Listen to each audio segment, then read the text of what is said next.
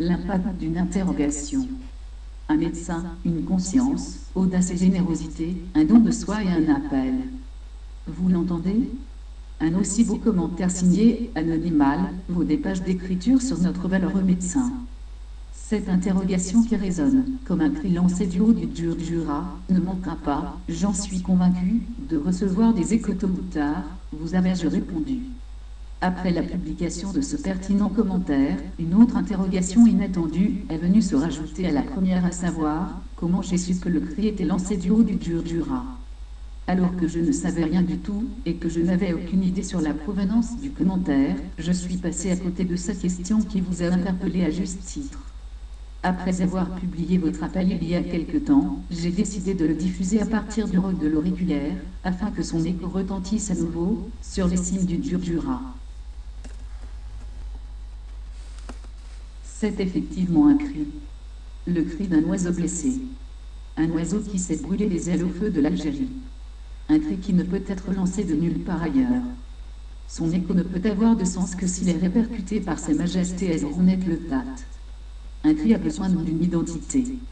Où que nous soyons, nous revenons, physiquement ou symboliquement, lancer nos cris, nos appels, nos défis et nos mises en garde à partir de ce point d'ancrage, cela repelle l'identitaire à l'abri du temps et du vandalisme en tout genre. Que l'écho de nos cris conjugués, lancés du haut du Jura, tonne et résonne à l'infini. Qui suis-je?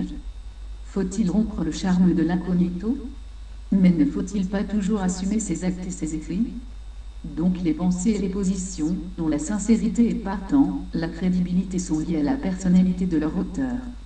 Je cours le risque, même me fait trop d'honneur.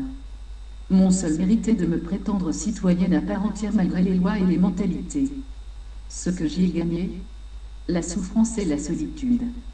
Mais aussi une conscience sacrée du monde et de son devenir.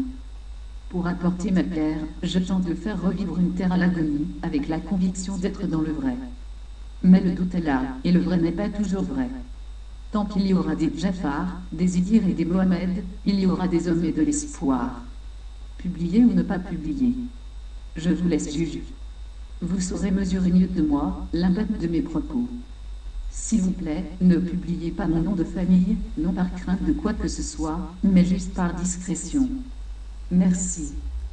Pardonnez-moi d'avoir estropié votre expression, et rendons à César ce qui appartient à César, en rendant le roc à l'auriculaire. La force au plus faible, Sa Majesté Ezrounet le Tat. Pour ceux qui ne connaissent pas la région, il faut savoir qu'Ezrounet le Tat, tout le roc de l'auriculaire, comme vient de me corriger si habilement la dame, est amputé de son petit doigt lors d'une secousse tellurique.